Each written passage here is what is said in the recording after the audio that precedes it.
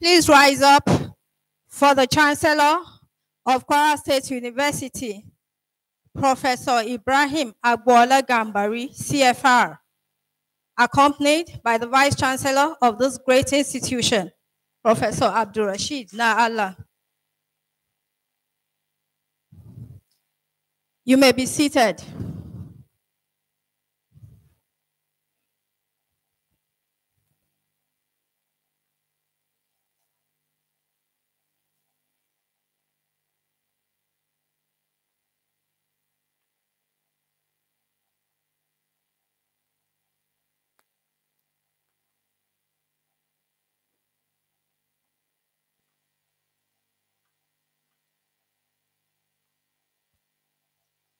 You're welcome to the 6th Convocation Lecture for the 6th Convocation Ceremony of Kwara State University, Malete. We'll now start the program with the rendition of the National Anthem of the Federal Republic of Nigeria. Please, may we all rise up for the National Anthem, quickly followed by the Kwasu Anthem. Thank you.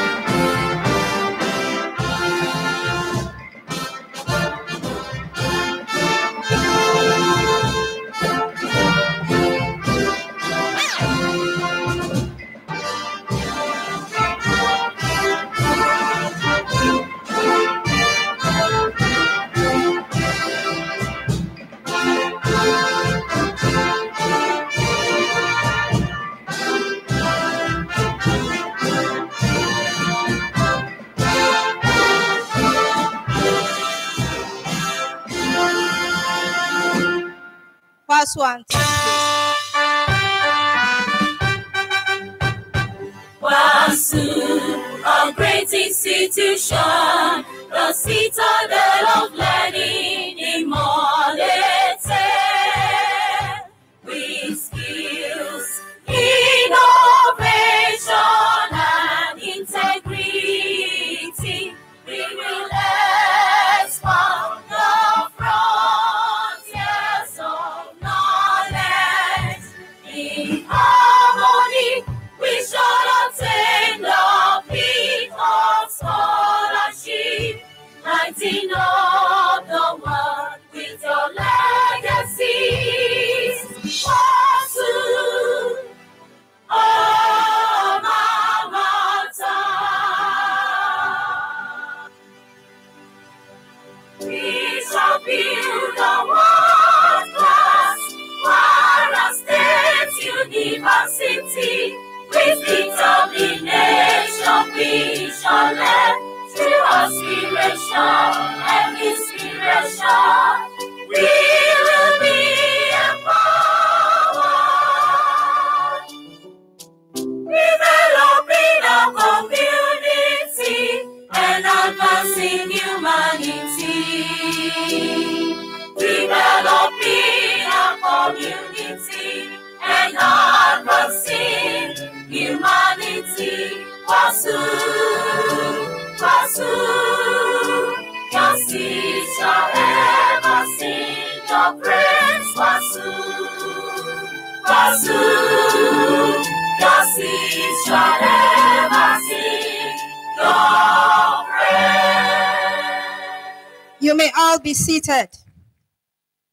6th Convocation Lecture, 6th Convocation Ceremony, Kwara State University, with the topic, 19 Years of Democracy in Nigeria and Beyond, Challenges and Prospects.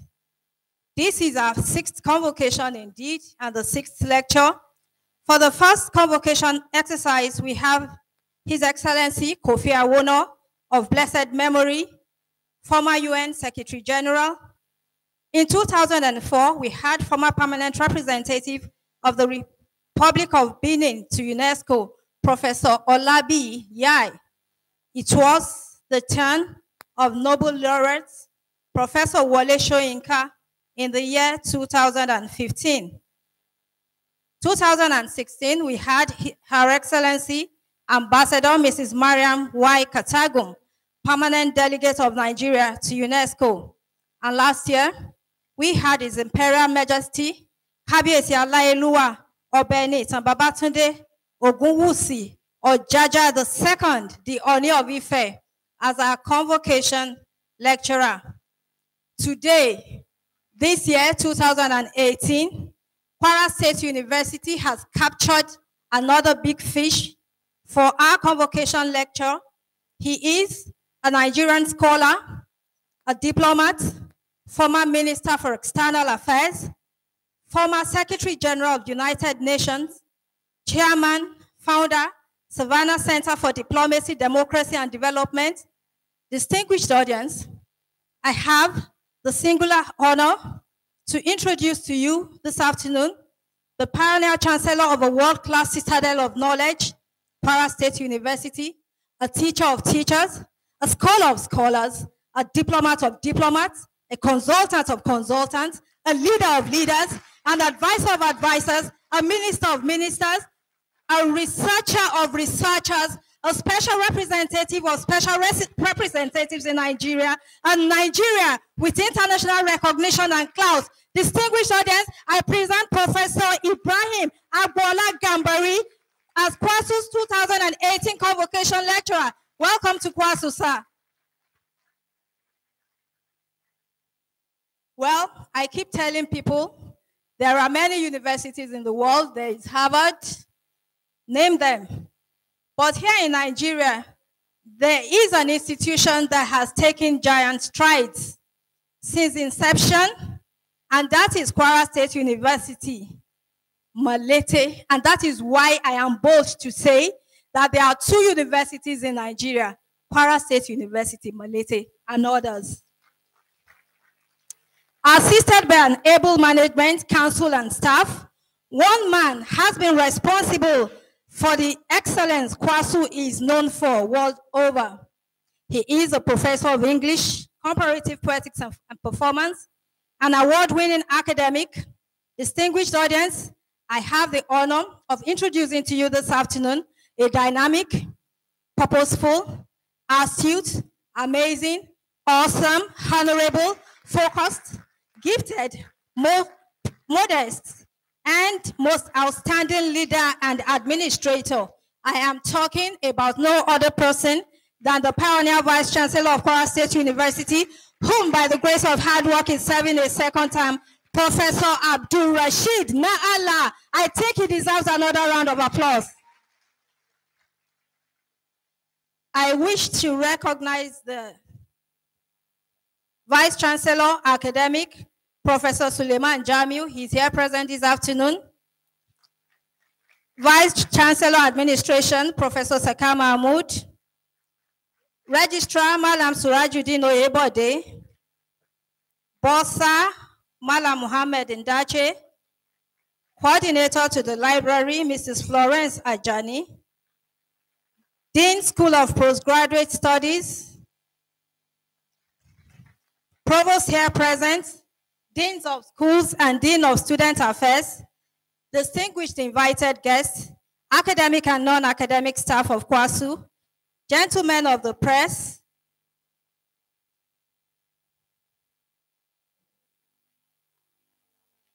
the Director of Academic Planning, Mr. Rafiu Ambali.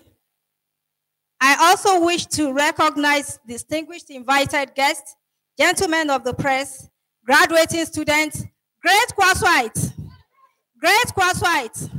Like I said earlier today, we are talking about 19 years of democracy in Nigeria and beyond, challenges and prospects. I would like to invite to the high table all provost and principal officers here present, including the board member here present today. Ushers, please lead these distinguished guests of the university. Deans, please move to the high table. Thank you.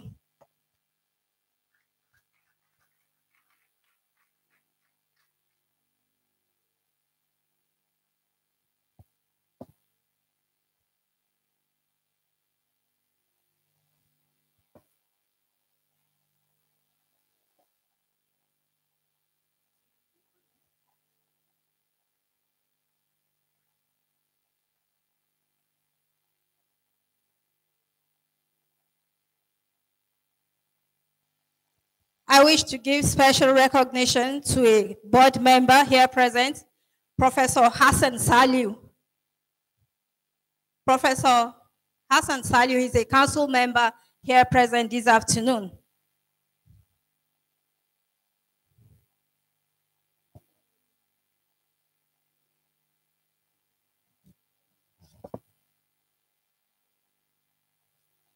It's now time to call on the convocation lecturer, but before I do that, I'd like to introduce the university orator who will read the citation on the convocation lecturer.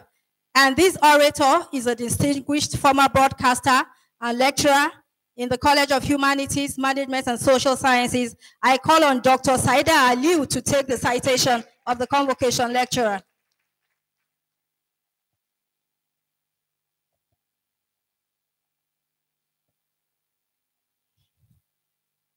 The Chancellor, Kwara State University, Your Excellency, Professor IBRAHIM AGBOOLA GAMBARI, CFR, who is metaphorically wearing two caps this afternoon.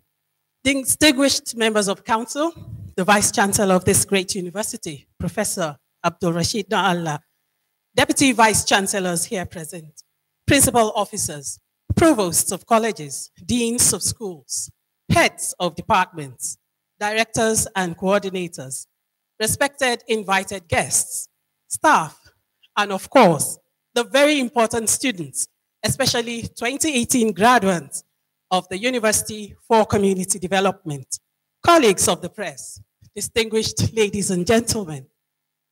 It gives me great pleasure and honor to stand before you this auspicious day to read the citation on a very distinguished personality.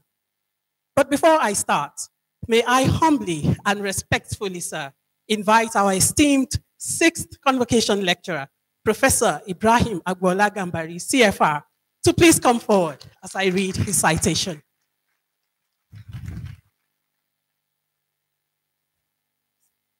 Just answer.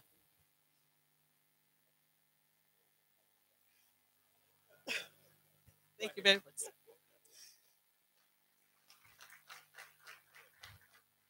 Distinguished ladies and gentlemen gathered here today, standing before you is a man of great status, a personality reckoned with locally, nationally, and internationally, not only for his scholarship, but also for his passion to contribute to world peace and development. The first adjectives describing him on his biodata say he is a scholar and a diplomat. Simple, yet loaded descriptions. These simple words epitomize Professor Gambari's perspective to life, and the loaded part captures the magnitude of his contributions to global affairs. A survey of his very, very impressive curriculum vitae further affirms that the name an individual bears means a lot. Aside from his royal pedigree, Professor Gambari's middle name, AGBOOLA, literally translates to mean the hub of wealth. Professor Gambari has indeed exemplified that he is the hub of wealth in his contributions to his immediate society and the world at large. He is a man who identifies with his immediate community, bringing significant honor and privilege to it while working for global peace. Truly, he is AGBOOLA in name and in deed. Born some 7 decades ago to a royal and prominent family in Ilorin, this young, vibrant, intellectually savvy, diplomatically sound community developer had his secondary education in what is today Government Secondary School, Ilorin, and King's College, Lagos. From the London School of Economics, Professor Gambari received his Bachelor of Science in 1968. In 1970 and 1974, respectively, he received his Master's and Doctor of Philosophy degrees from Columbia University in the United States. To describe his career as illustrious seems an understatement. In Nigeria, he served as Director General at the Nigerian Institute of International Affairs. He He was Minister of External Affairs from 1984 to 85 and Ambassador, Permanent Representative of Nigeria to the United Nations between 1990 and 1999. He was a delegate at the 2014 National Conference on Reconstruction and Promotion of National Unity in Nigeria. At the international level, Professor Gambari was appointed as the first United Nations Under-Secretary General and Special Advisor to the Secretary General on Africa. He served between 1999 and 2005. In that capacity, he worked closely with heads of government, key policymakers, as well as institutions in the continent to develop the new Partnership for Africa's Development, NEPAD. During this period, he was concurrently the resident special representative of the Secretary General and head of the mission to Angola, a position he held between 2002 and 2003. He has been a national delegate to the Assembly of the AU from 1984 to 1985 and a member of the UN Secretary General's delegation. He was chairman of the United Nations Special Committee Against Apartheid, working closely with African governments to coordinate United Nations policy to eradicate apartheid. Professor Gambari built trust and confidence among governments and policymakers in member countries of the Southern African Development Community.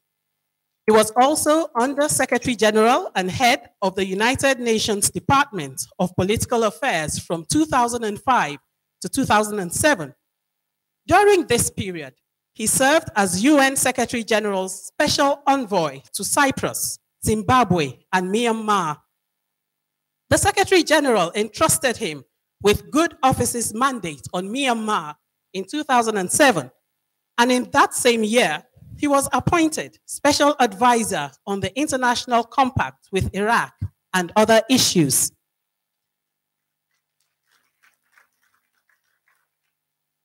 He co-chaired with former US Secretary of State, Madeleine Albright, the Commission on Global Security, Justice, and Governance. In 2016, the Commonwealth Secretary General, Patricia Scotland, appointed Professor Gambari as Special Envoy to Zambia on elections. He was reappointed in 2017 as the Special Envoy for Democratic Stability and Elections. Just a few weeks ago, Professor Gambari was appointed by the United Nations Secretary General, Antonio Guterres, as a member of the group of independent, eminent experts on the implementation of the Durban Declaration and Program of Action.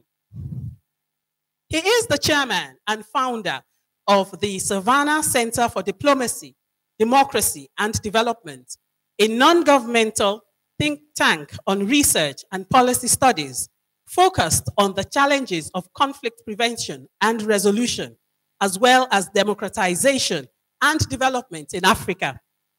Through this NGO, Professor Gambari has used his vast experience to make positive interventions on peace and security in Nigeria and around the world.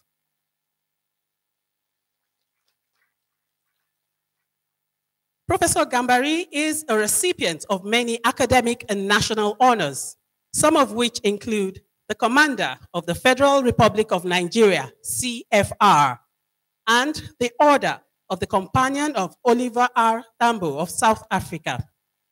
I could go on and on and on about the incredible work Professor Gambari has and is still doing, but that will be at the risk of committing too much Dogon to Renchi. However, I must add that he has taught in many universities around the world and published books and articles on world peace, politics, and diplomacy. His is one name that resonates in circles where global peace and diplomacy are discussed. I will end this citation by saying that Kwasu was immensely blessed the day Professor IBRAHIM AGBOOLA Gambari, a scholar, a beacon of justice and peace, a religious and forward-moving intellectual, an institution in his own right, was appointed Chancellor of our dear and great university. He has brought honor to not only Kwara State in Nigeria, but to Kwasu especially. Distinguished ladies and gentlemen, I present to you the 6th Kwara State University Convocation Lecturer, Professor IBRAHIM AGBOOLA GAMBARI, CFR.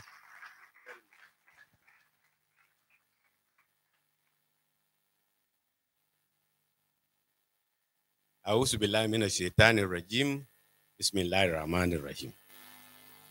The Vice Chancellor of this great university, my own friend and brother, also Nala Abrashi. Please give him another round of applause. I didn't say younger brother. You see, after 70, you are licensed to call everybody else younger brother. The son, the principal officers of Kwara State University, deans, provosts, and distinguished academics of Kwara State University, distinguished ladies and gentlemen, and fellow students. And I say fellow students because I've learned for many years of my career that the best teacher has to remain a perpetual student. So therefore, it's only during convocation that I have some small powers. But I'm going to exercise the little one that I'm assuming now, that all the people who are sitting there, please come forward. Please come forward. All of you, please come forward. Come forward. Come and sit close. Everyone, move closer. Move forward.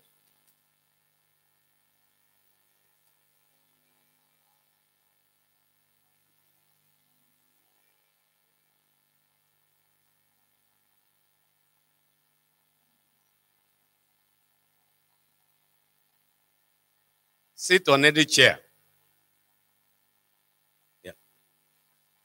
Now that's better, because what I intend to do is to refer to my presentation, but I'm not going to read it. And so what I propose to do is to make some remarks and then turn this into a real symposium, whereby we'll have a lot of questions, comments to which I'm going to refer. But I must say how greatly honored I am to present this historic convocation lecture, marking the graduation of the 6th set of Kwara State University, Malete. Many of you may not remember what I said when I was appointed and installed as the first chancellor, the pioneer chancellor of the university.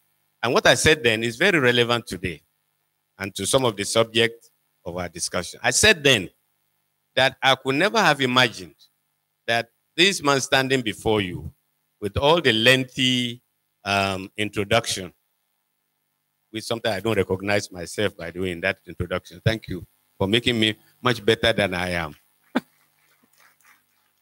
We need more orators like you. But I said I could never have imagined that I finished my primary education in Malete, this little town. I will not tell you the year so that I won't know how old I am.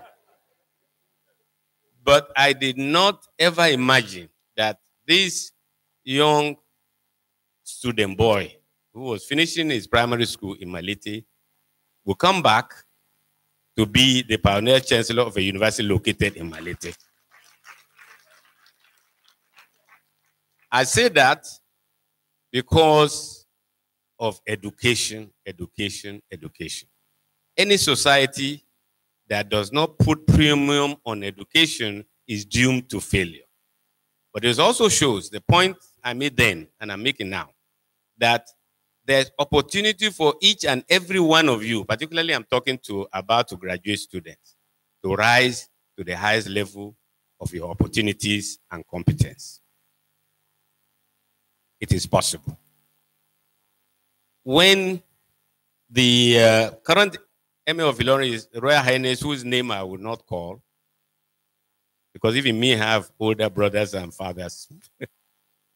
When he became the 11th Emir of Ilorin and was installed on the 11th day of the 11th month of the year, 11th Emir, 11th day of the 11th month of the year, I said I was given the role at the stadium to be the one to give the vote of thanks, which is the job you leave to the lowest people in the program.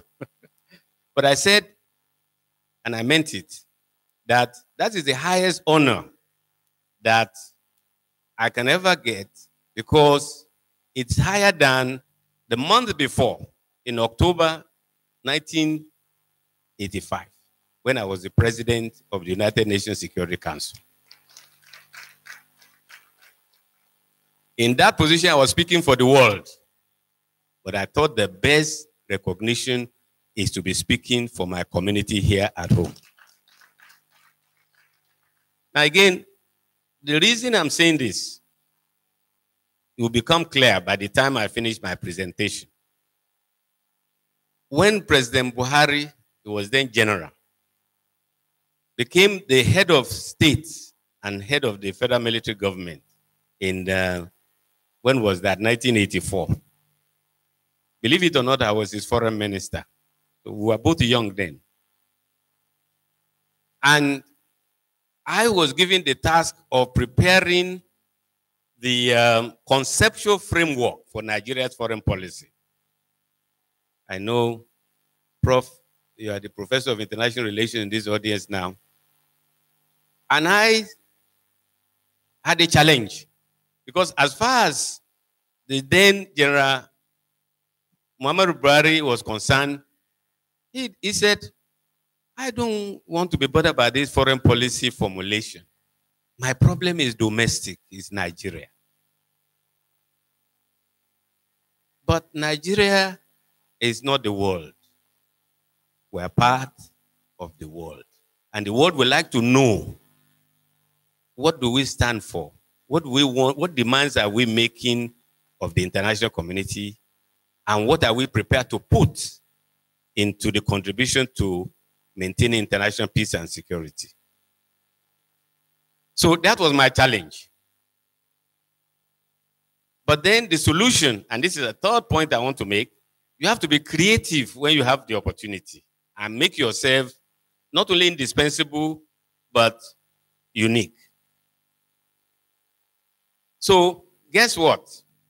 I then propose, and I want to let you know that I was the first member of the Federal Executive Council as a minister that was asked to present a paper to the Supreme Military Council, of which I was not a member.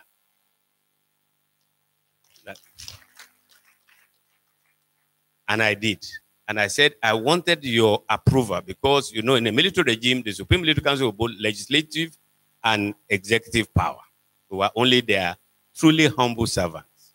I was a civilian in a military government at the age of 39, by the way. Yeah. So I presented the paper and I said, here's what we are going to do. I suggest we do.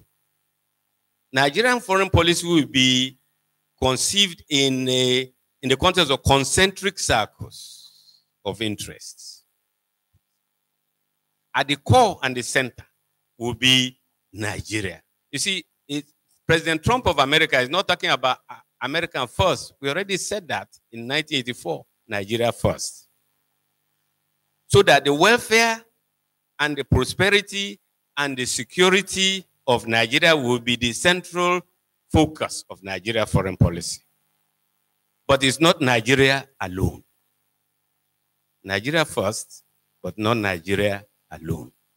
Therefore, the next circle in concentric circle is our immediate neighbors. Because our immediate neighbors, our relation with them, you see, affects our prosperity, our welfare, our security, and our influence in the world.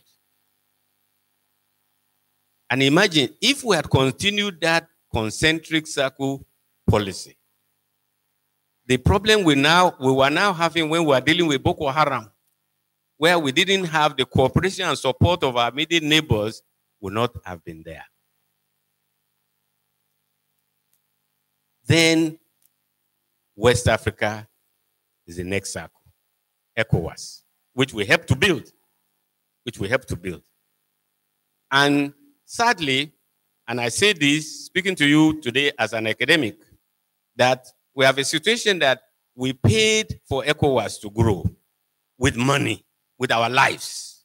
Because without the contribution of Nigeria, without the lives, our soldiers paying their ultimate price, there will be no Sierra Leone today. There will be no Liberia today. You can quote me. In January 1999, and we're coming to our topic soon, we lost 800 soldiers, in Nigerian soldiers in Sierra Leone. Which other country in the world will lose such number and still remain international peacekeeping? I don't know of any. The United States lost 19 soldiers in Somalia and said, never again will an American soldier die in an African conflict. But we stayed, and we're still there. But we have a situation where now we are like somebody paying the piper without, in fact, we don't even know what tune to call.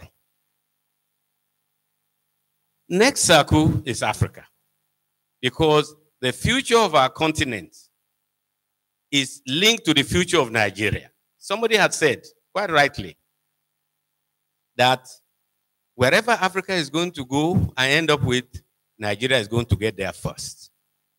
Therefore, it's important to get it right in Nigeria, because whatever happens in Nigeria has consequences for the rest of the African continent. And it's also to our benefit that when we pursue interests of Africa, like support for liberation movement, support for peacekeeping, it's not that we are doing this as Father Christmas, because we've decided that this is in our best interest to do so. Because when you are recognized as a leader in a continent of 54 countries, you see, foreign policy, again, Prof, I have to beg your pardon from time to time. I've left the field to you. Yeah. But foreign policy is like a currency. If you don't use it wisely, it will be devalued. But when you use it well, it enhances the value with which you can then do transaction with the rest of the world, particularly in a world dominated by giants. So in my presentation today, I'm talking about Nigeria. Nigeria, 19 years of democracy in Nigeria and beyond, challenges and prospects. I am arguing in this presentation that we have to turn that concentric circles of foreign policy that I've mentioned on its head and look at the world of which we are a part and see what is the situation of democracy in the world. Because what happens in the world is also going to affect what happens in Nigeria and vice versa. So I argued that we live in a world that is becoming globalized. And therefore, while we must act locally in terms of our democratic experience, we must think globally. So if you don't take anything away from this presentation today, take one thing: the importance of acting locally but thinking globally. Because what we do affects the rest of the world, and what the rest of the world does affects us. And that is why when the late Speaker of the House of Representatives, Tip O'Neill of the United States, he said, all politics is local. All politics is local. By which he means that all political career has to start with a local base. If you don't believe me, ask the Sarakis right here in Ilori and Kwara State. they understand that fully. That they have to have a base and they have to consolidate it. And there's nobody, I don't think, in this country that can make to become president of this country anymore without a solid local base. But when Tip O'Neill said that all politics are local, is only partially correct. In fact, politics should be seen in the concentric circles that I've mentioned: local, state, national, and global. Now, if you look at the global situation now in terms of democracy, the story is not pleasant. And that's why even when we become discouraged sometimes by the way our political system is going, let us also remember,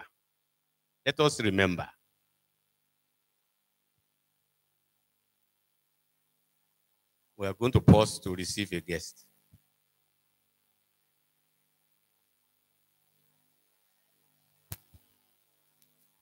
Yeah, we welcome among us the immediate past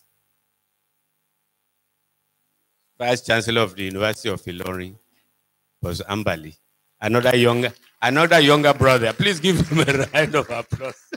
You see, that's why I'm able to retire, because I know that behind me are very, very, very excellent younger colleagues who have taken over. So we were saying before you came, for somebody, that politics is local. All politics is local. But that it's only partially correct to say that you have to situate politics in these concentric circles of the local, the national, the state, the national, and the global. And therefore, what is prevalent in the global affects us and vice versa. Look at the state of democracy in the world. You see, people are beginning generally to lose hope in democracy.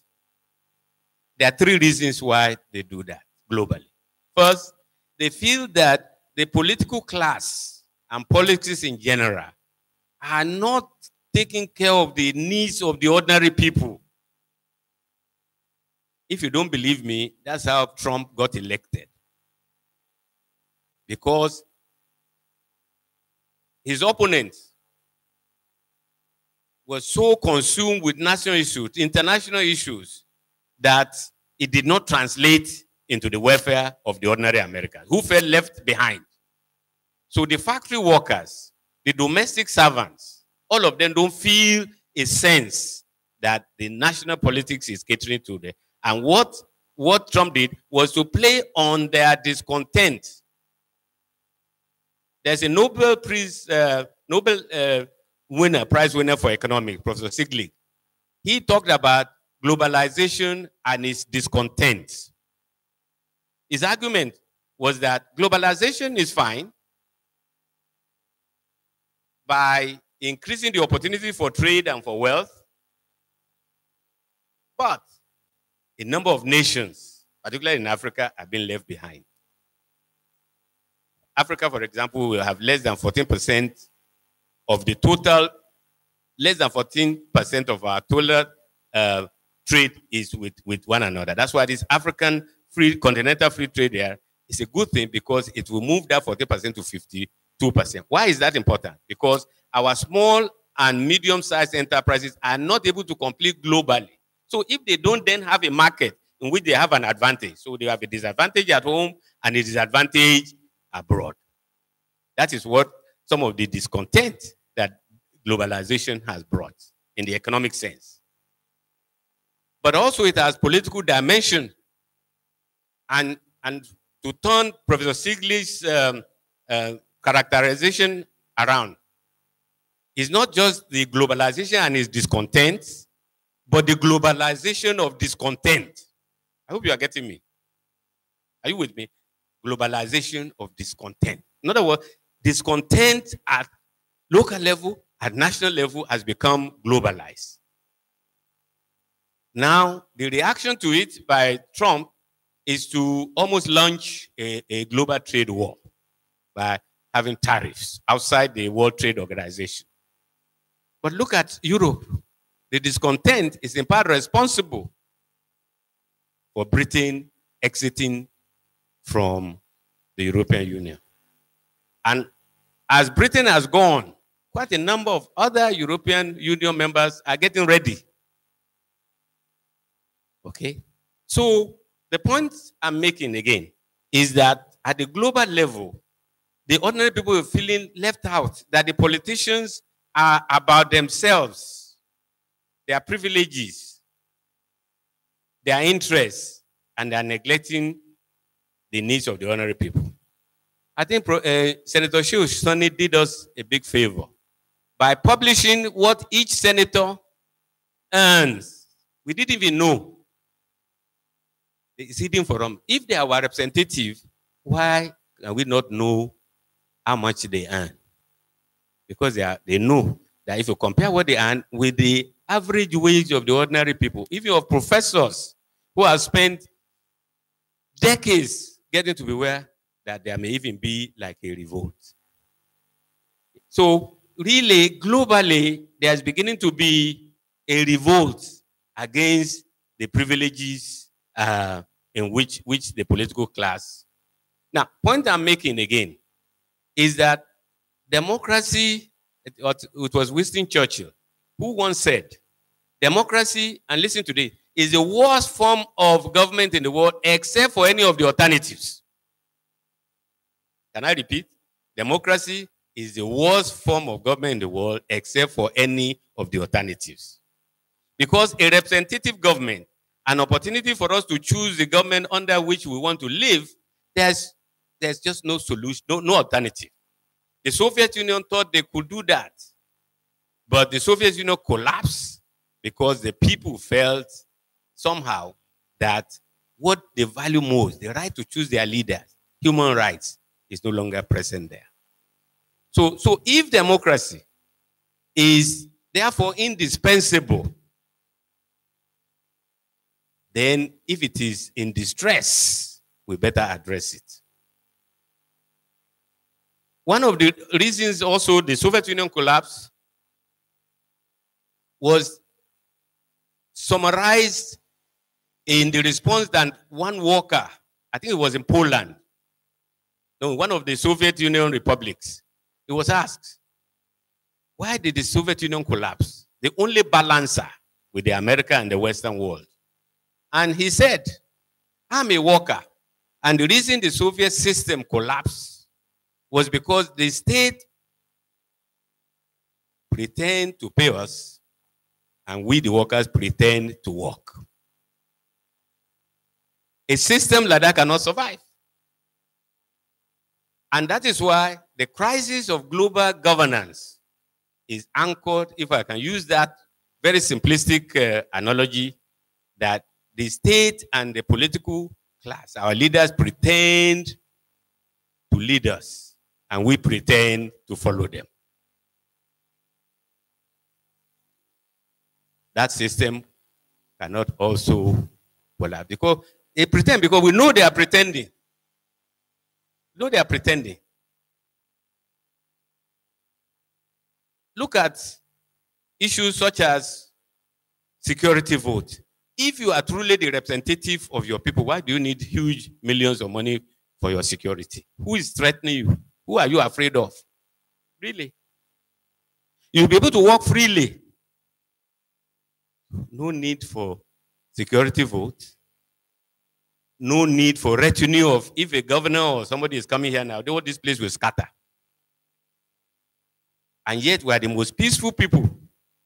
Except in a coup, I don't know of any time we Nigerians have shot at any of our leaders. Whereas in the United States, with all the sophistication, they have killed President Kennedy, they killed his brother, they killed Martin Luther King. So a society that has no tradition of killing its leaders, how come they are running away from us? Because they are pretending to lead us, and we in turn we are pretending to follow them. Now, but we don't want our political system to collapse the way the Soviet Union collapsed. So what do we do? And that is why, where's my assistant, Moses? You wrote me this long speech. I'm not going to read it. Because I really want to talk to you today as a Nigerian, as an African, as somebody who has been around the world and seen the collapse of societies and the threat to peace and security that have scattered societies. So that we have, some people are talking about failing or failed states. There are some cases where there is no state at all, whether it is failing or failed, like Somalia, for example. In some cases, Democratic Republic of Congo, which is neither democratic nor a republic, by the way, but it's still a member. So what do we do? I wrote many years ago an article published. I call it The Nigerian State and Its Enemies. The title is not completely original. I borrowed it from Sir Karl Popper, who was one of my professors at the London School of Economics. He wrote a classic book, The Open Society and Its Enemies. Socialism, command economies, totalitarians. Yeah. And he said that in order for the open society to survive, it must confront its enemies. For the Nigerian state to survive, I believe we must confront the enemies of the Nigerian state. Who are these? First, I would say the misuse of ethnicity and ethnic identity. There's nothing wrong with being Yoruba or Igbo or Hausa or whatever.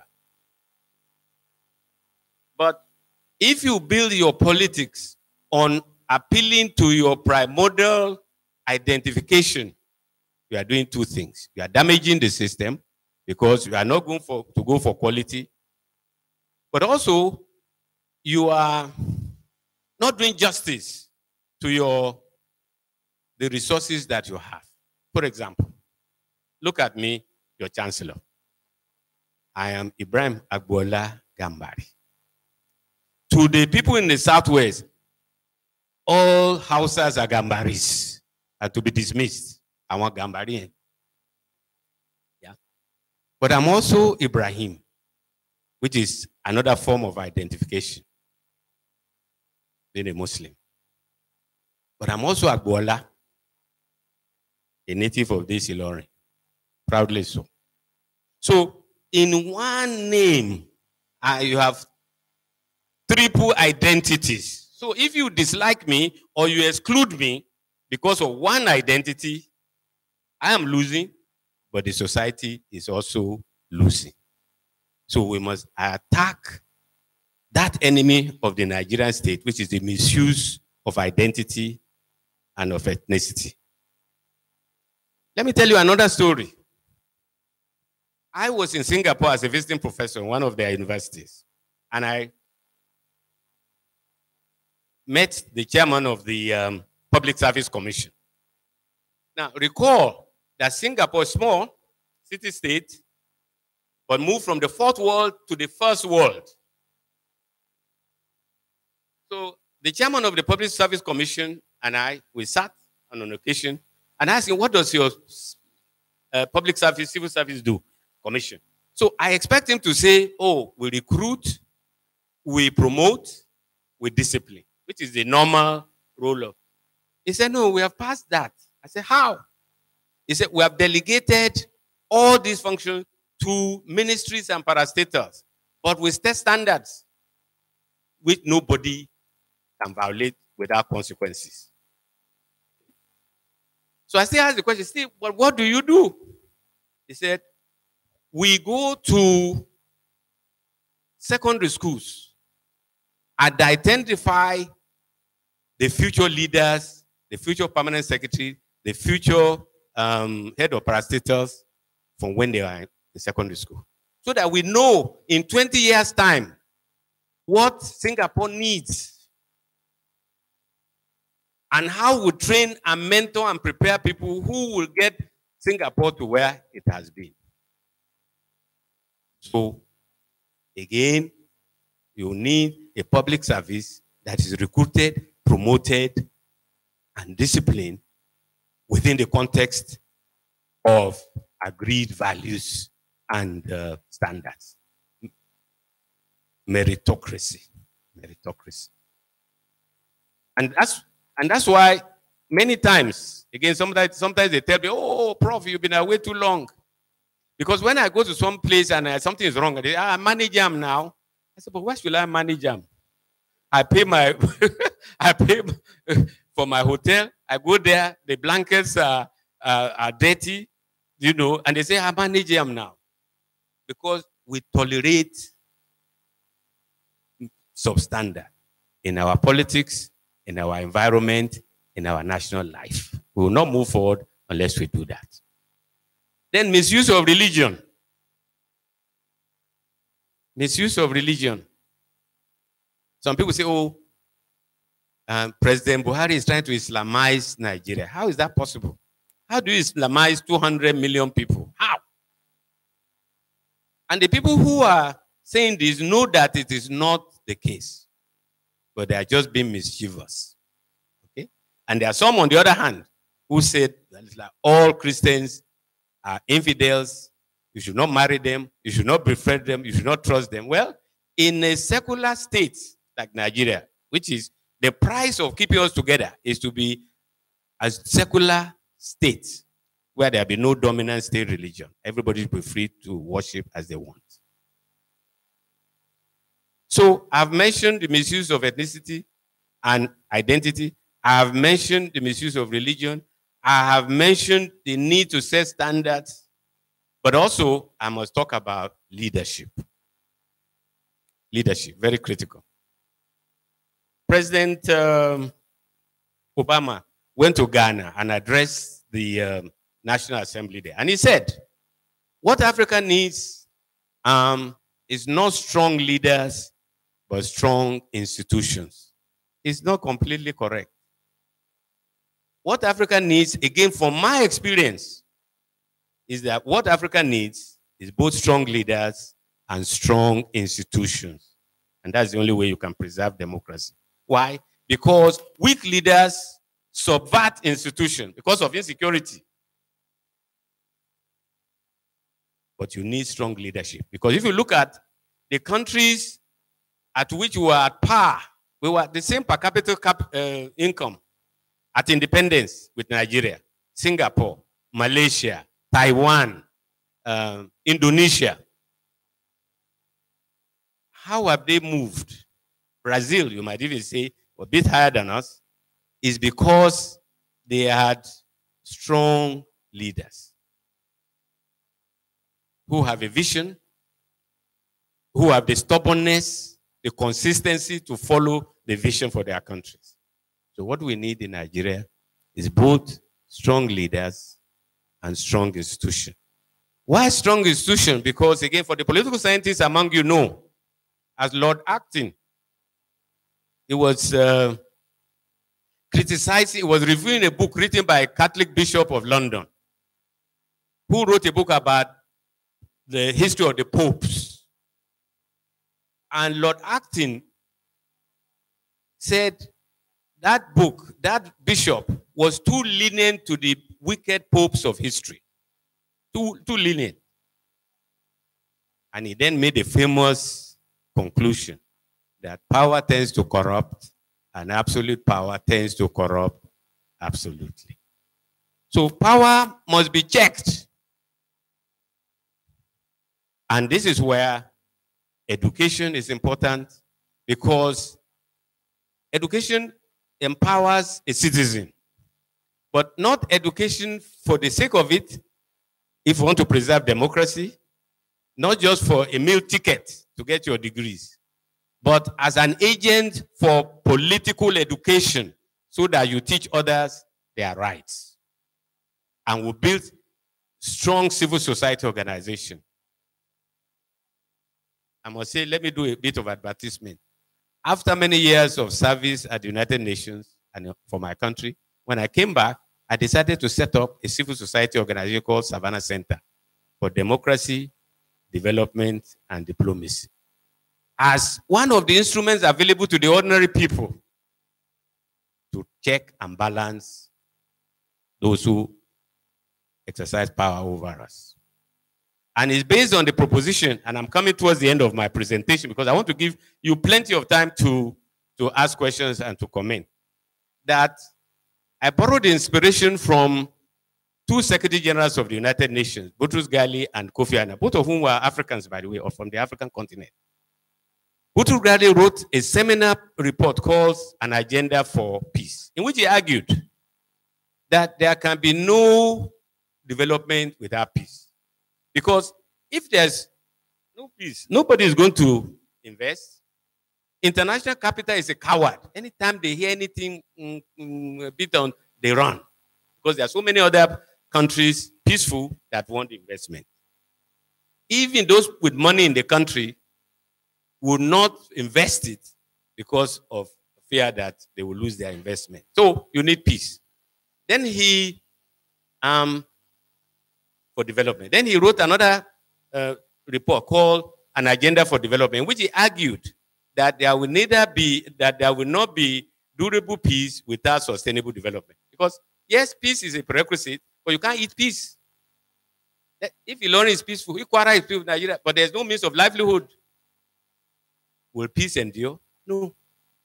So you thought for durable peace, you need sustainable development. And Kofi Annan wrote another report in which he argued that there will neither be peace nor development without democracy and respect for the rights, human rights of people. So the nexus between peace, development, and democracy is a very strong one. Okay? That's why I set up this. And we do research, we do publication, we do advocacy, and we do training. You might say, why am I advertising my center? I'll tell you why, which I learned from my professor also at the London School of Economics. He told me, he said, Ibrahim, I've just written the best book on British foreign policy.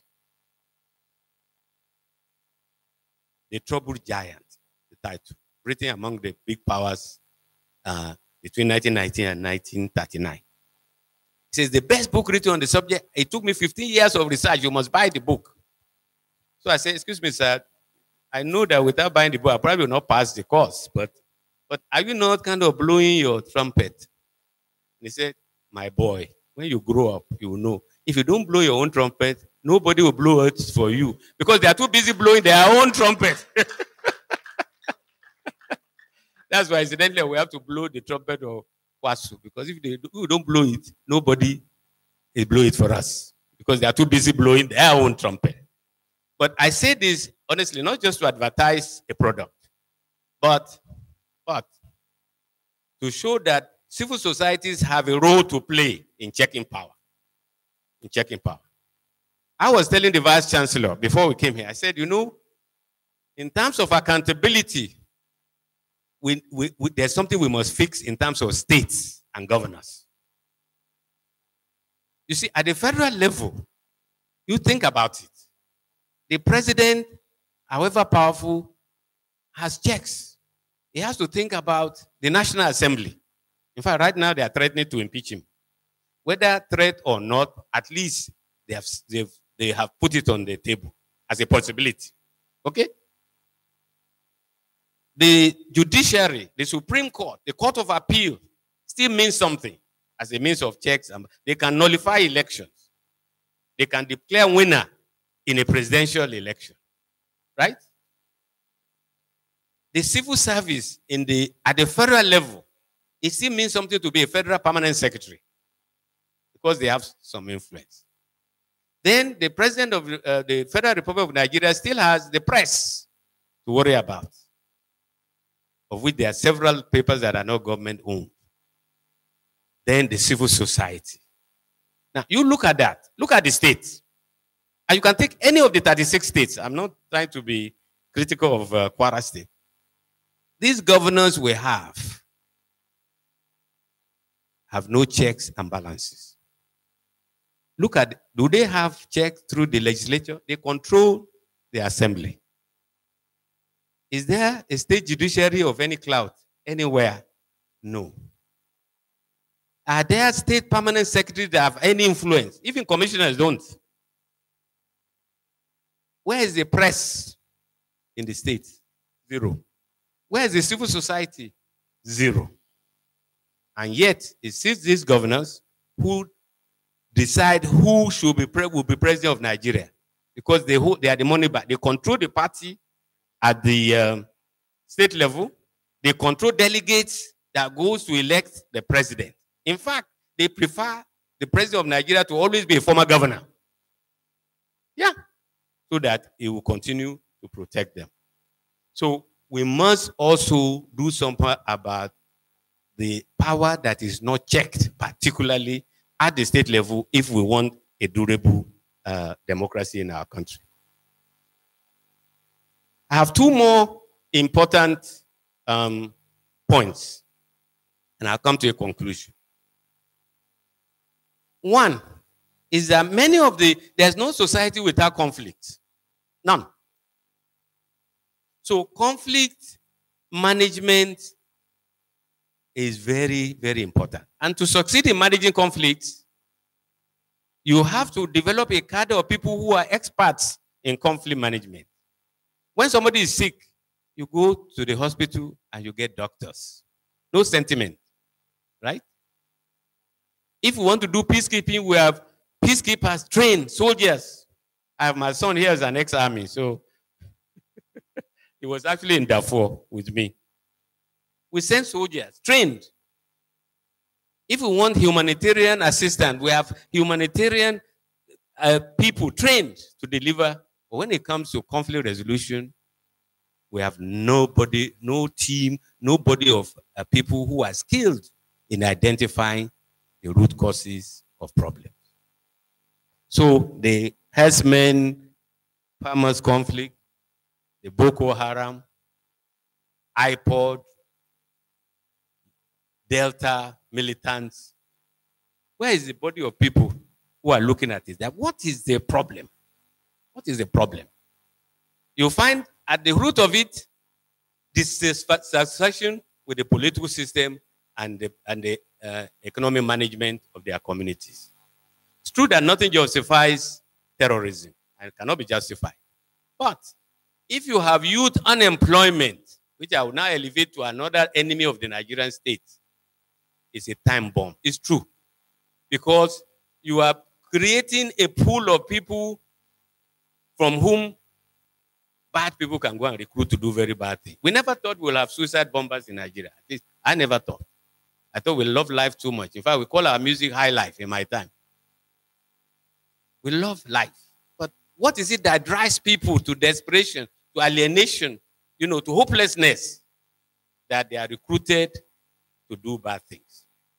So we have to look at youth unemployment as a threat to the political system and to the Nigerian state. I alluded a little bit earlier to one of the challenges of the Nigerian political system. These political parties, they are a problem.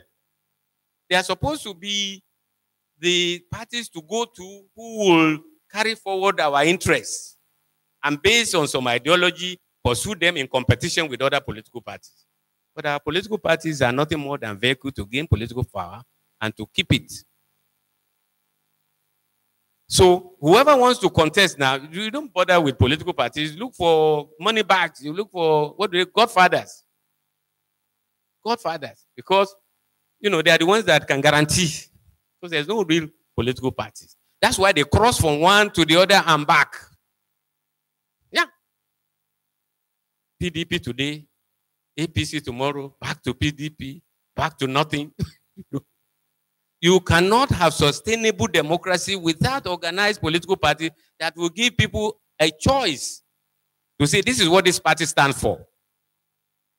That's what that party stands for. Let them compete so that in a free and fair contest, the strongest party will win. So if we want democracy to survive, we will have to look at the political parties as threats to the Nigerian state and to the Nigerian democratic process. Okay? And I mentioned that, for example, to go back one step on this conflict resolution and mediation, which is also my expertise, I have been sent to Angola to make peace, sent to Zimbabwe, Cyprus, Iraq, Myanmar, finally therefore. And I found that apart from identifying the root causes of conflict, your success as a mediator depends on your ability to find common grounds. Now, put that to Nigeria. Where are the people who are working hard to find common grounds between us? Between the ethnic group, between the religious group, between farmers and herdsmen, between the forces of conservatism and the forces for change. Who are the people there to help us find common ground? Because I have found the best way to maintain your ground is to operate within a common ground. That's what I've learned. And you can resolve almost all conflicts if you can help find a common ground and situate people there. Because there will always be spoilers. I've also discovered there are some people who don't want peace. They just don't want peace. No matter what you do, they are not interested in common grounds. And therefore, you have to do something about them. That is to apply sanctions. Apply sanctions. Because they cannot be conciliated. So, let me now come to some conclusions. If I can find where I was, since I've gone completely outside the paper that was prepared for me. I am suggesting that the prevailing political and security situation in Nigeria calls for caution on the part of all of us. Call for people who will be peacemakers, people who will be consensus builders, people who will try to help us define and pursue common grounds. Civil society, religious leaders, traditional leaders, the elite. Because if we don't do that, believe me, we'll continue to be fighting, putting out fires. I was in December, I was in Addis Ababa at the African Union. And our Chief of Defense Staff and I were at a reception hosted by the Nigerian ambassador. And he got up to say a few words. And he said,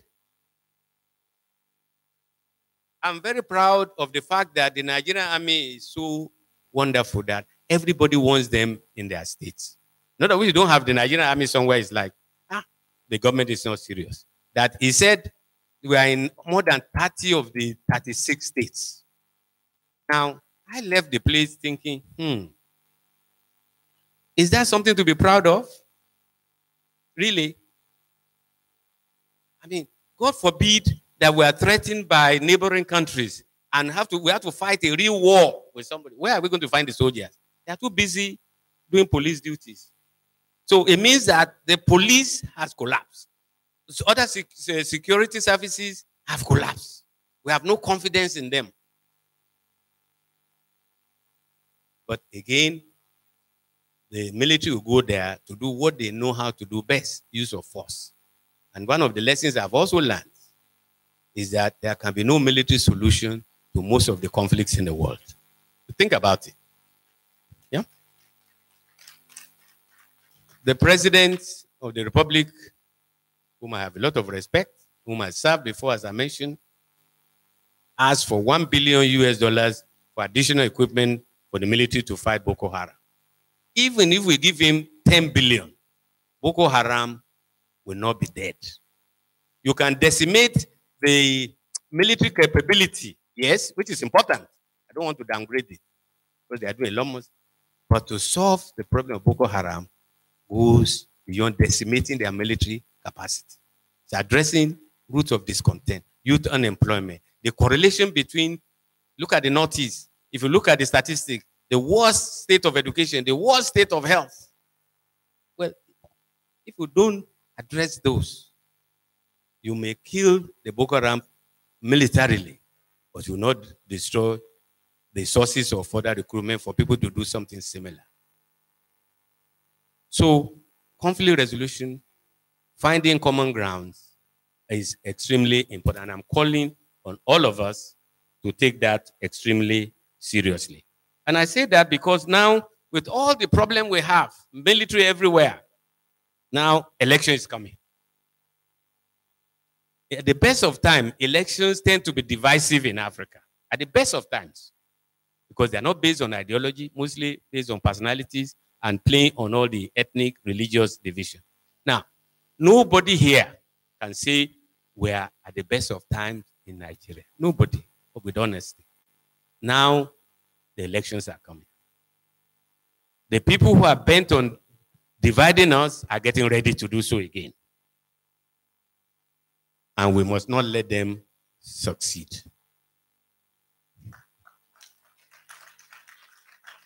Because it is our life that is at stake. It is the future of our children that is at stake. And don't think you are powerless.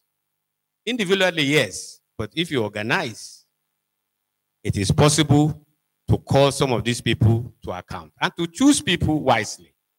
So for those who have not their PVCs, I beg you, get them and use them. And throw out people who have not been acting in your best interest. And we know them because they can't change. So choose the people among them that you think have a track record of accomplishment and not just about stomach infrastructure. Because what does that mean? I mean, you are supposed to look after the welfare of the people, employment, education, health. You throw crumbs and then you say that's stomach infrastructure. Because, and I'm sure some of you already know, I have to confess, of all the titles that I've been privileged to accumulate over the years, there's one that I hide. Prince. Because you are born into that, you didn't do anything for it. But I say that because I wish I could help organize the traditional rulers as somebody who is from that tradition. You know why I said so?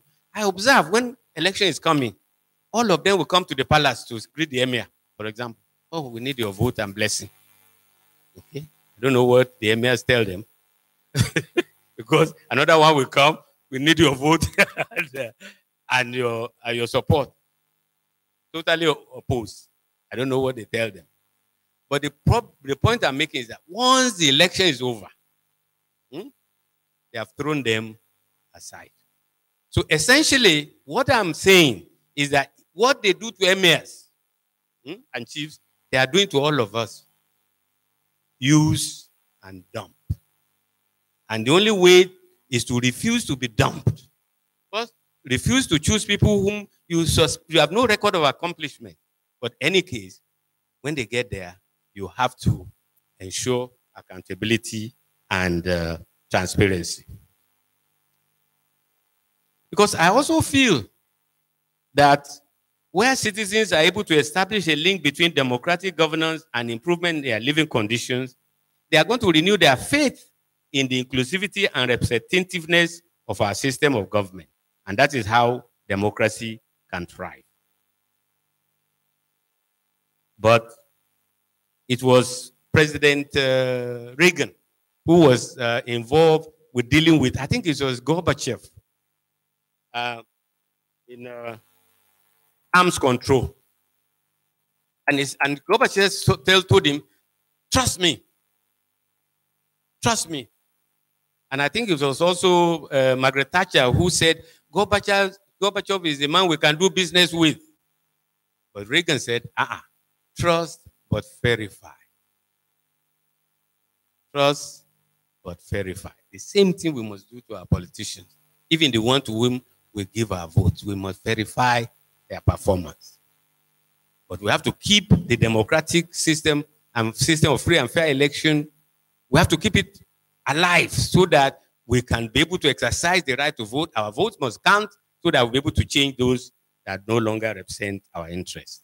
So let me just finish by congratulating and rejoicing with our graduates. Please, how many of you are graduating tomorrow? Please stand up. Let me see. Yeah. Let me. Wow. Wow. Please give them a round of applause.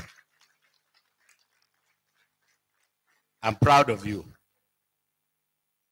Kwasu is proud of you in advance, because until I exercise this, I mustn't be carried away. The power to say I confer on you the various degrees.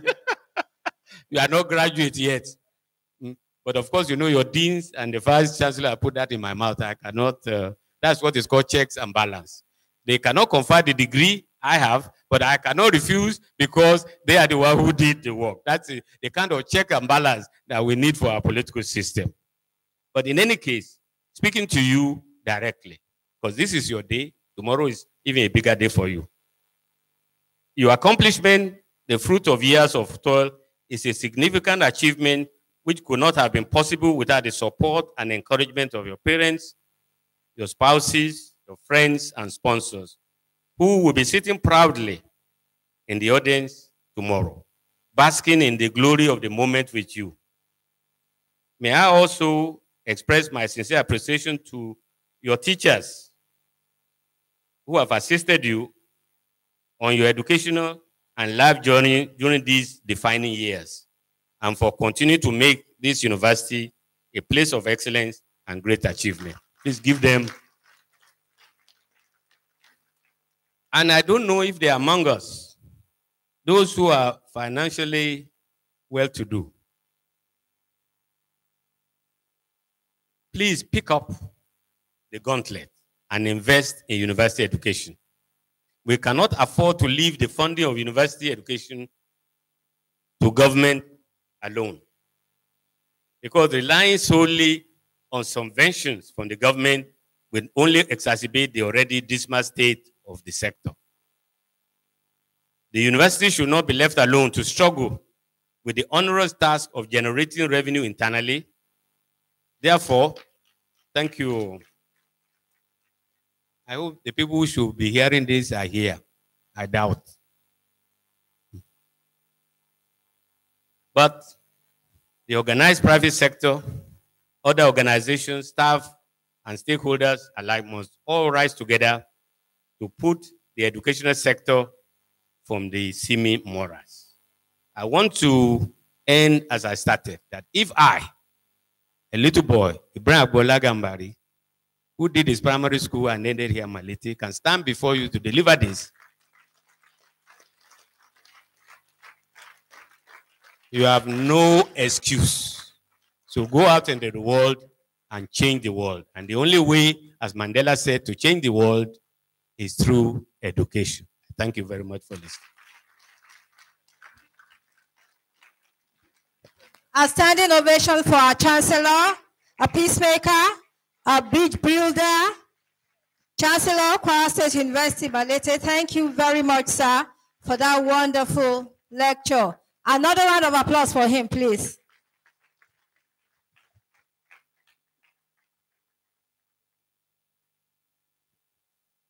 I'll now call on the Vice Chancellor of Kwara State University, Malete, for closing remarks before the vote of thanks. Thank you. Thank you. I wouldn't want to do a closing remark at this point. Please, another round of applause. It's incredible.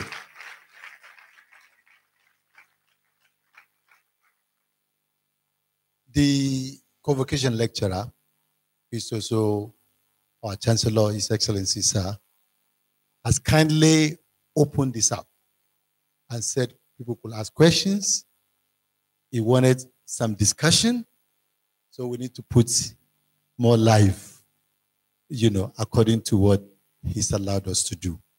So if you have questions and you want to make some comments, please just raise up your hand, and I think I will moderate that. All right. Yes.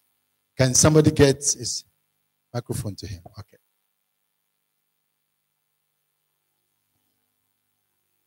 We take a few questions and comments and then return the microphone to him, and we'll come back again. Yes, please. Introduce yourself, your name, your department. My name is Aino Anoluwapo, 100 level visual and performing arts. I have a question and I have a comment also. You made mention of something that Nigeria is a secular state. So Nigeria is a secular state with religious mischiefs prevailing over national developmental cause. What is the perspective of growth? Let me cite an example because I'll still get to the media. So concerning the pressing issue of Boko Haram, we all know it is not a religious problem. It's what is affecting Christians, it's affecting Muslims. These two people they are dying. Christians are dying, Muslims are dying. What comes out on newspaper headlines? It's a religious problem. So look at this. It's a national problem. Citizens are dying. But there are people somewhere under the printer typing, saying it's a religious problem. So I think we are blindfolded. We have a problem with the media. You said checks and balances. I think the media too needs to be checked and balanced. Fine. All right. I'm not saying checks and balances indicate because we know there's libel, defaming other people's characters. But as in the case of what gets out to the public, because the newspaper as it is the poor man's television. You can be inside the public transport and you just see an headline, Islamization of Nigeria. You've not read the details, but you've confirmed. Not every Nigeria has that time to sit down to read a newspaper. We all believe in headlines. Yes, I see them for newspaper. Yes, I saw this. This is what they want to do. And whatever trends on social media, that's what we follow. And who are the people mostly on social media? The youth. We are the ones on social media. So how do we cope these things? Then my word to graduating students, please, as you are going to the labor market, I want to tell you something. Your religion as it is not the world's constitution. Your religion is your personal thing. You don't have to judge anybody based on your religion. Whatever anybody will tell you that religion is the problem of Nigeria, it is a lie. It is there in our constitution that everybody has a right to their religion. So I see no reason why the media should be our sword. The media should be what should fight for us. The media should inform us. Why should the media keep dissuading information and causing more problems? All right. Thank you. Thank you very much.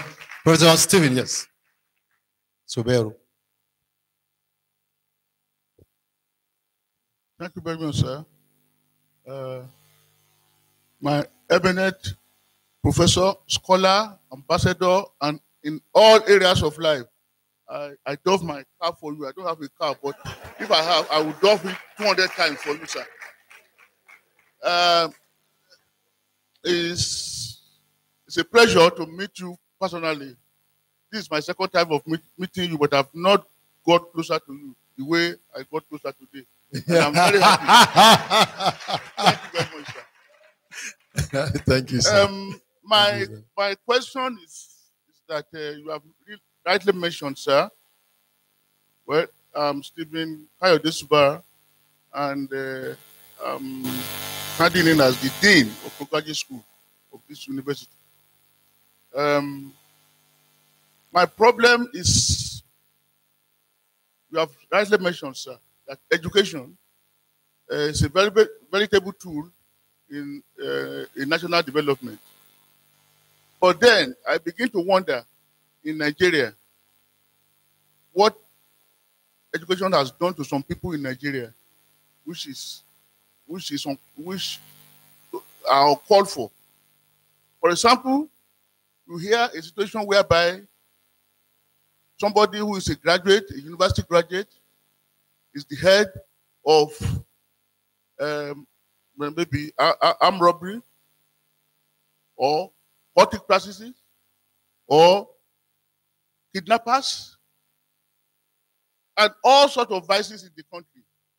And I don't know whether those of us who are professors who are lecturers are the one failing the country, or there is a problem somewhere. How do we reconcile this so that we will not find ourselves in this mess? Because I believe that if we have passed through the walls of the university, like my VC would let everybody know, you should be somebody that can stand, someone of integrity. See, integrity is not there, sir. I'm sorry to say, but this is my observation. I thank you, sir. All right. Thank you very much. More questions? Okay. Yeah, please wait. Let's go down and then we'll come back here. Yes. So, yes, a lady, please. If you're a lady, raise your hand. Let me see your hand. Good. I'm coming to you.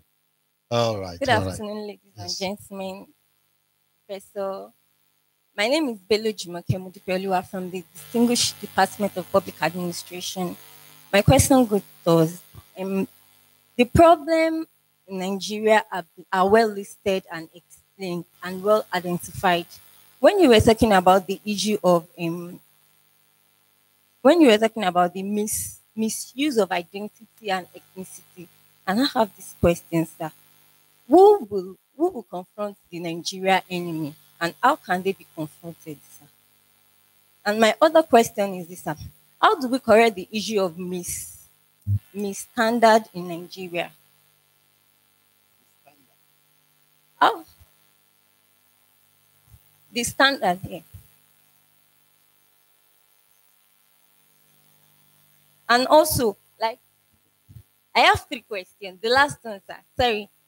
He already said something about the media, and I want to add this to it. How do we correct the issue of check and balances among the governors at the state level? Thank you. Thank you very much.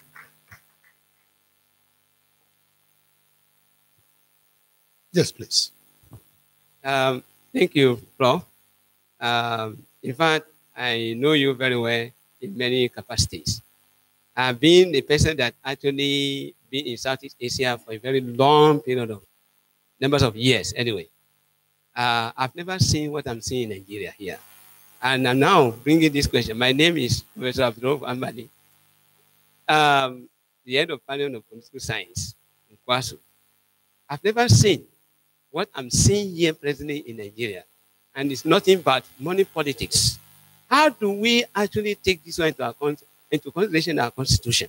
It's the major root of the problem that we have in Nigeria. Now you just mentioned that when these people comes, election is coming now. You just feed everybody here and there with money and everything. And after that, we just vote for anybody. And at the end of the day, we'll be blaming leader. Which leader are we choosing? Okay? And rather than the money that we are actually, of course, going around. So that's the question. Don't forget to mention your name, please. I said, you did that? My name is Professor AGBOOLA. All right. Thank you very much. Want to be sure. Okay, okay. Depending on, I'll come back.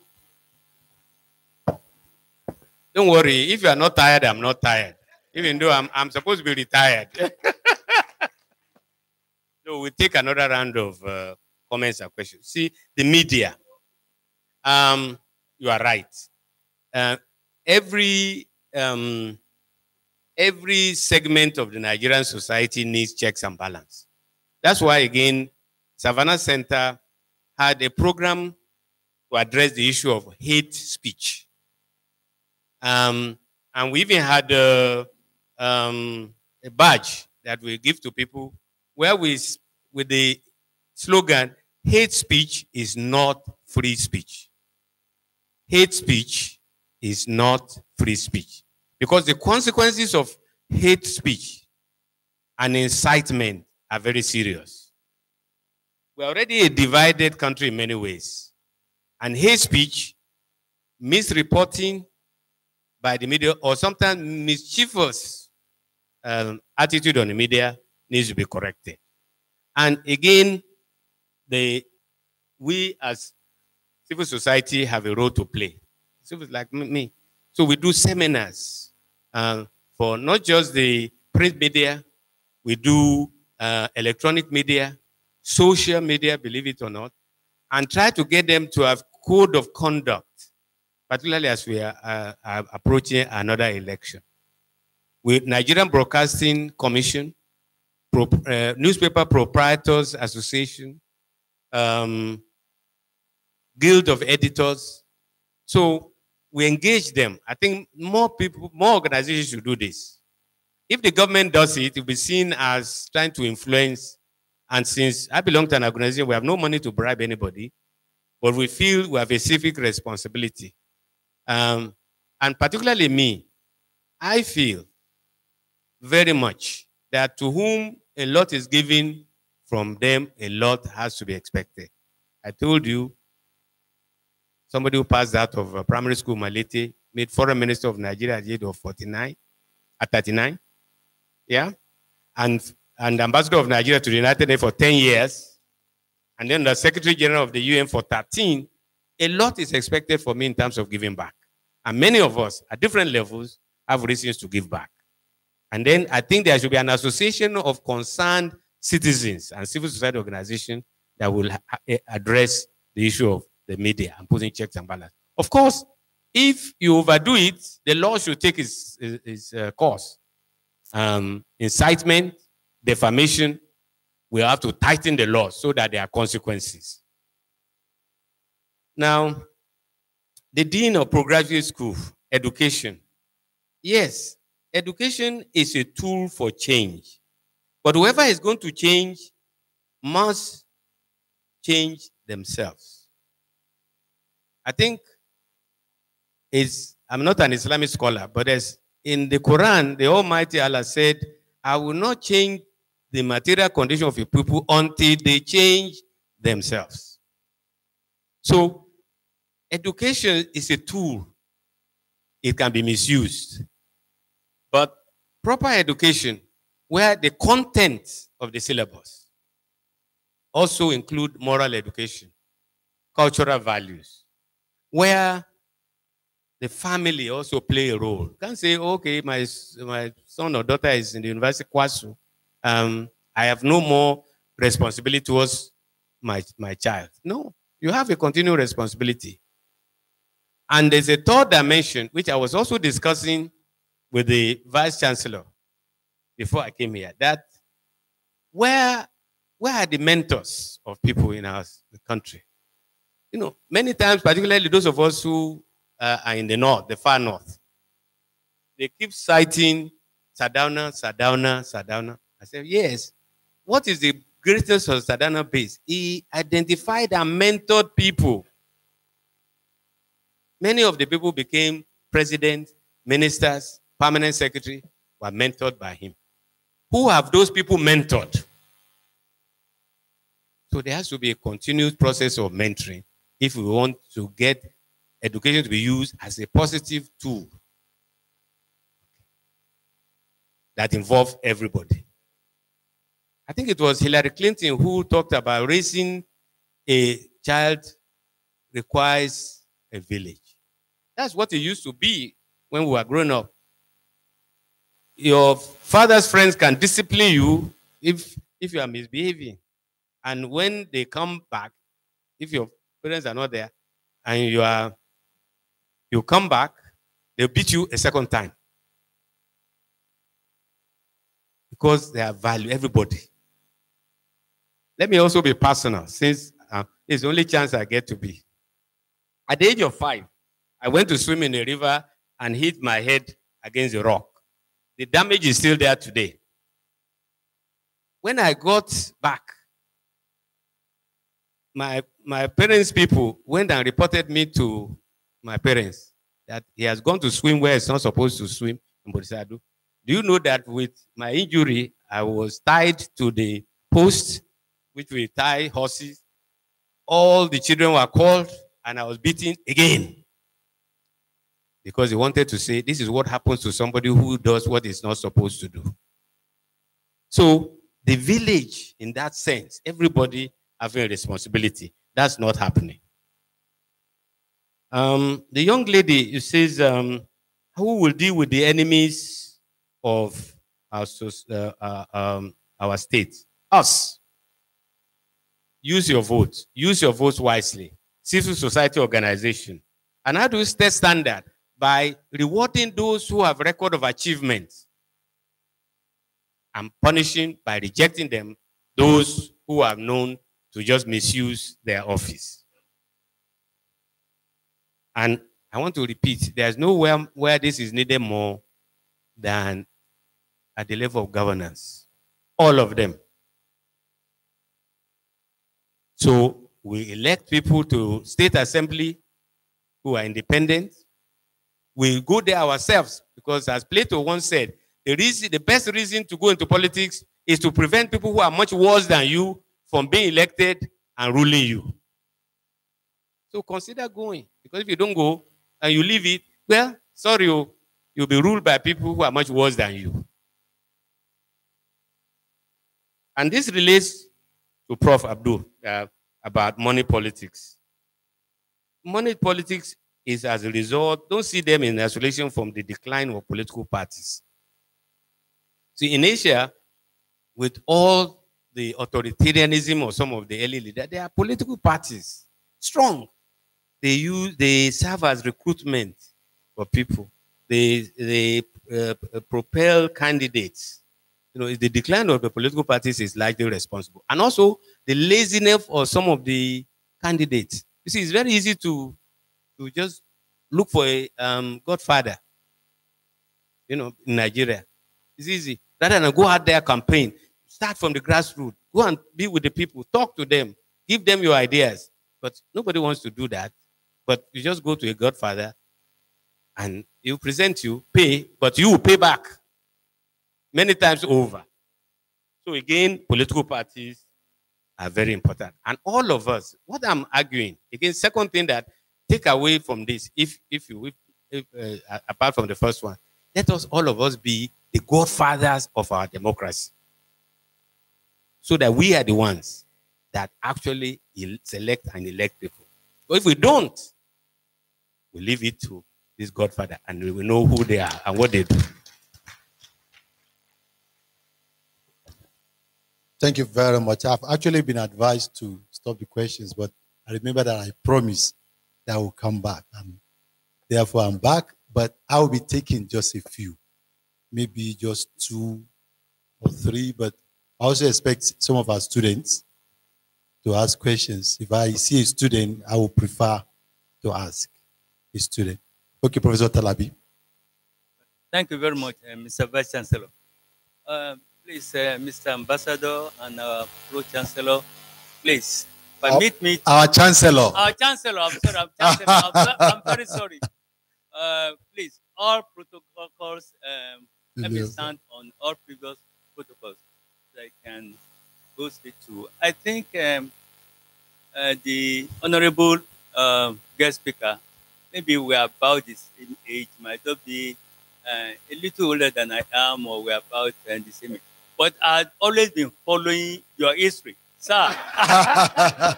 No. I've always been following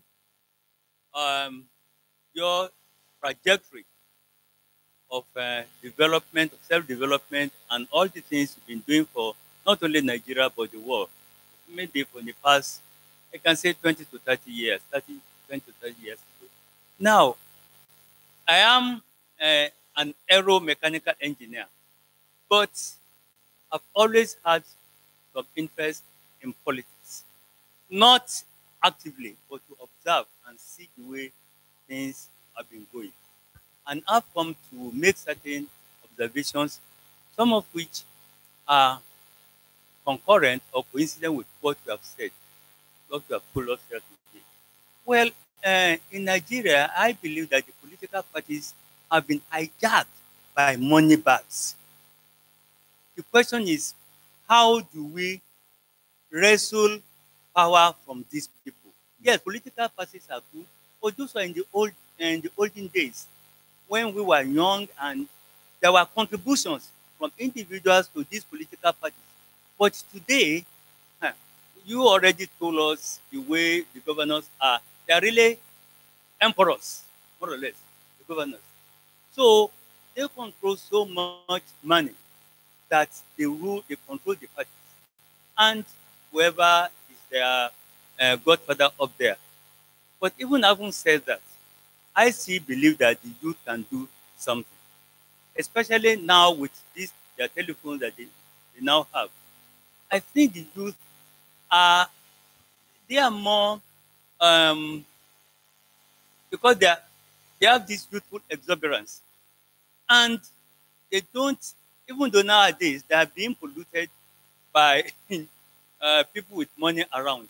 But there are still a few of them, and I believe that they are the ones we can appeal to try and make changes. After all, they say democracy is a game of numbers. So there is nothing wrong in joining these political parties at what levels or at whatever levels, and vote out these people as much as possible.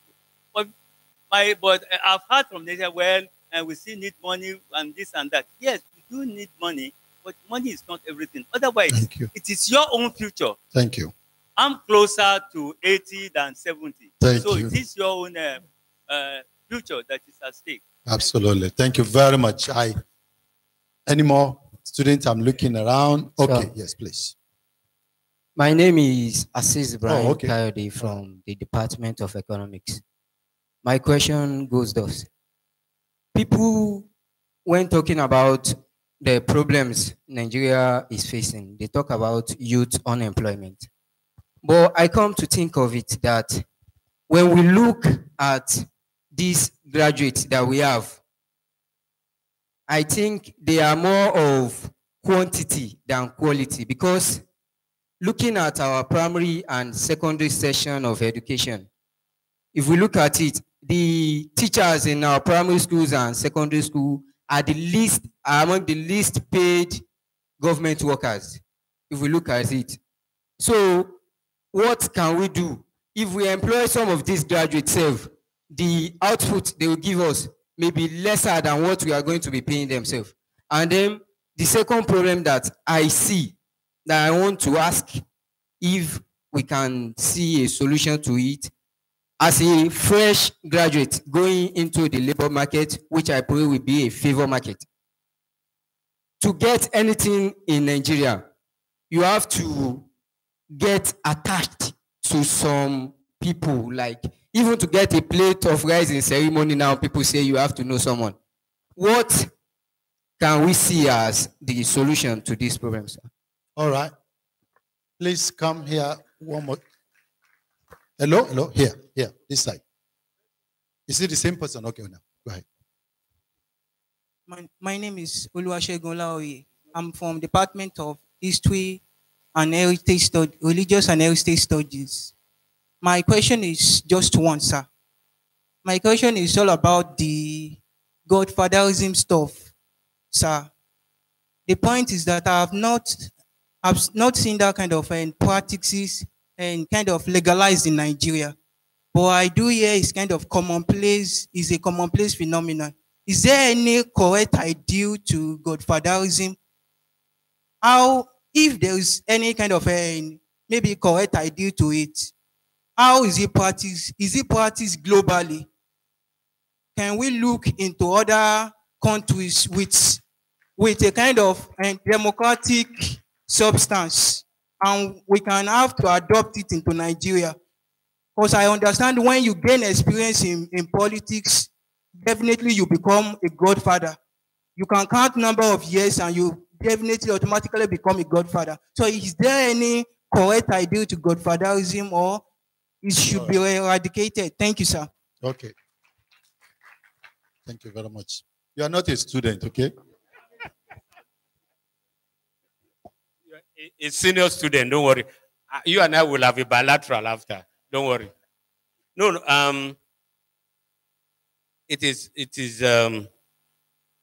is right that in many ways political parties are being hijacked by money bags, and it is true. But the question: what do we want to do about it? We either let it continue, or we change.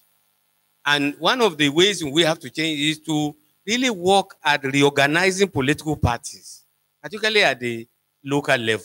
You know, in the good old days, you are right. The Action Group, the MPC, they base their funding on membership contributions. Okay. Sometimes also parties in power empower some of their members by giving them contracts through competitive bidding, and then they contribute to the parties. That happens, by the way, anywhere in the world. That you have rich people, but they are supporting political parties. They are not sponsoring candidates. That's the difference. So if there's, and somebody is right there, that there's no shortage of ideas on how to fix Nigeria. But do we have the will to actually do something about it? Because if you don't do something about the political party organization, then the godfathers will feel there. Because nature abhors a vacuum. Somebody is going to feel it. And the godfathers have filled it. So what I'm suggesting is that we should take a look at, and it's a hard work, reorganizing political parties at the grassroots level, at the local, state, and national level. But that, if we want change, that is where to head to. It used to be that political parties were stronger than government. Maybe those of you who are old enough during the Second Republic, Shagari was president, but the chairman of the MPN was Chief Akeloye. And Chief Akeloye would summon meetings. The president has to come as a member of the party. Yes. But that has been reversed. At the local level, at the state level, at the national level, is the president, head of government. So we have to go back to empowering the parties, knowing that if the parties are properly organized, we'll be empowering ourselves, and we'll then be the godfathers ourselves, rather than... Now, there was the issue of the youth. Yes, you know, again, the youth should not just, we should not talk about them only in terms of employment, but as instrument for change in the political system. You know, and the social media can be used positively. I was told in Ghana, the first time they changed a ruling party, that opposition party defeated the ruling party and Kufuor came to power, the limit was the use of telephones, because they make sure that at the polling station, they make sure the votes that are cast at the polling station is one that is declared, because they have records. So the youth should also be agents of mobilization for ensuring that our votes count. The second question was about governors. Well, I already told you what my views are about that. The youth unemployment. And by the way, the youth unemployment is not just a function of government employing. Self-employment, entrepreneur, and I even know that Kwasu has a very serious program about entrepreneurship and self-employment. Same with University of Ilorin, Prof. VC, I think that was good. You have University of Nigeria in Yola, that the curriculum has a very strong emphasis on entrepreneurship. That's the way to go, because to produce just quantity, in fact, quantity frightens me. I was recently appointed as pro-chancellor of Bayero University, Kano. And the first question I asked, by the way, what is the student population? They told me 43,000. What?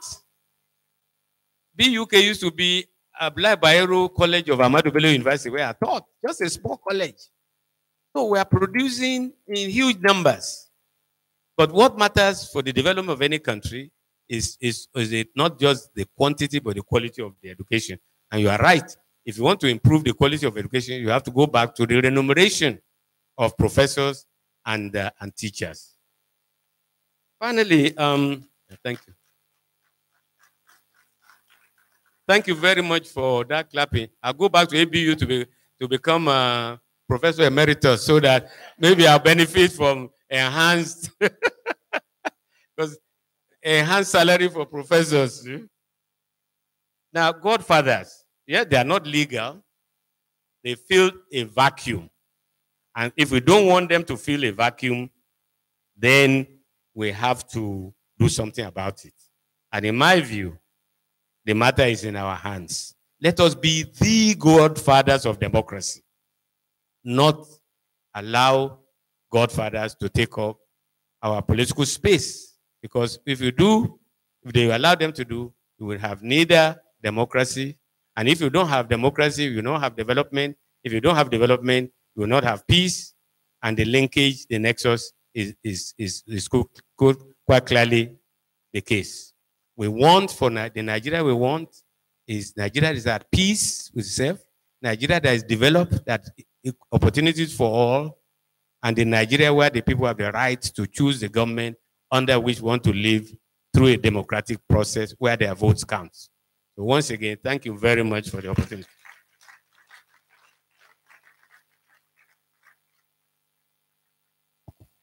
Please, another round of applause. This is simply incredible. I mean, we've been told that we must all be godfathers of democracy, godfathers and godmothers of democracy. The ball is in our court. I just want to say that as a comment, I was expecting a full house, but what I have here is rather a quality audience. A quality audience. I'm very pleased with this. Our nation is at a very crucial time, and the lecture today is at the heart of this nation. Nigeria has been compared from birth to the present to different other nations of the world. We've been told what we are capable of doing. We've been told where we should be today. We've been told. We've been told that we've jettisoned even our rights. That we have lost out, pretty much lost out. And I think this lecture must resonate with every one of us, everywhere that we are. Our students, as they go out and take up positions and responsibilities around the world. Our academic staff, our non-staff, our guests, as they step out and begin to participate in those things that they do in life. You know, what we do in the university is to provoke this kind of thoughts, ideas, and get people to act. Universities obviously do research and find out exactly what is going on. And our chancellor, the global diplomat,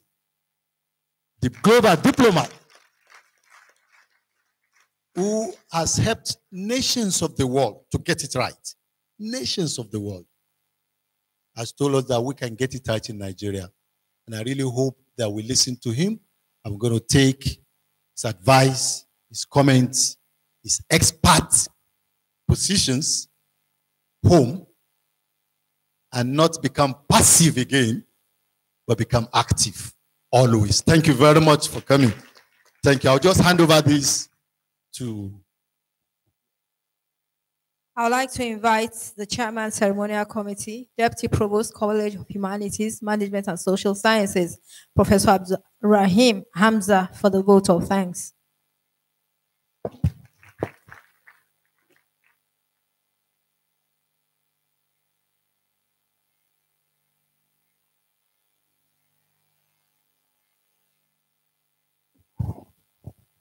Bismillah ar-Rahman ar-Rahim. I want to thank,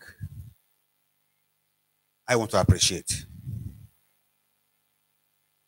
First, I want to appreciate the Vice Chancellor who has made it possible for us to continuously hold convocation ceremony every year.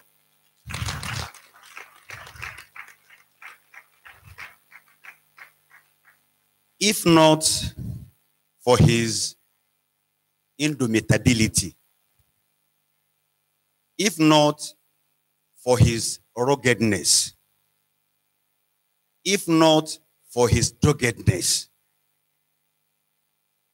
we ought to have cancelled. We ought to have cancelled this particular event. This is because the financial situation in the university is just too tough. And I know that I had to say at a time that, Bossa, I will not come to you again for anything. But at times, by persuasion, at times by blackmail, I get whatever I want to get from him.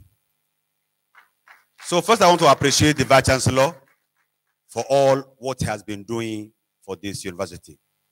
And the university community, we have to thank our star to have such an indomitable personality as our pioneer Vice Chancellor.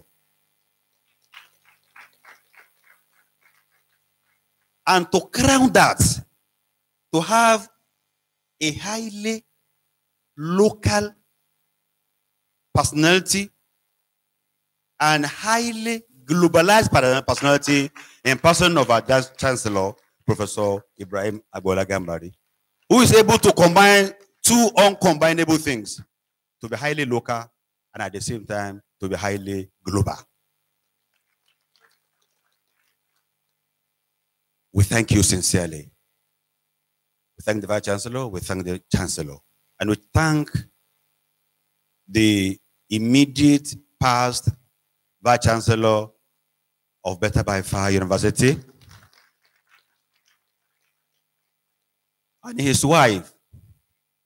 And I want to call them now like this. Professor Mr. Abdulgani Ambali and Professor Mrs. Abdulgani Ambali.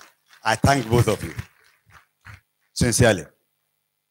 The council member that's here with us, I know he's here not only as a council member, but as a political scientist who has come to listen to his senior colleague.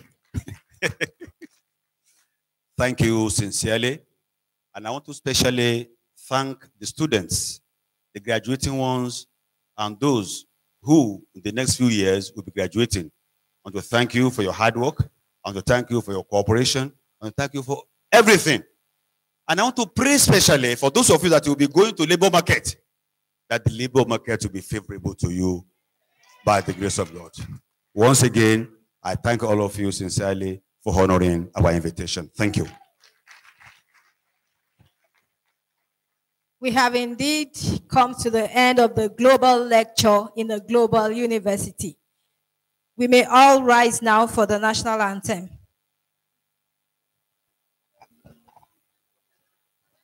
National anthem, please.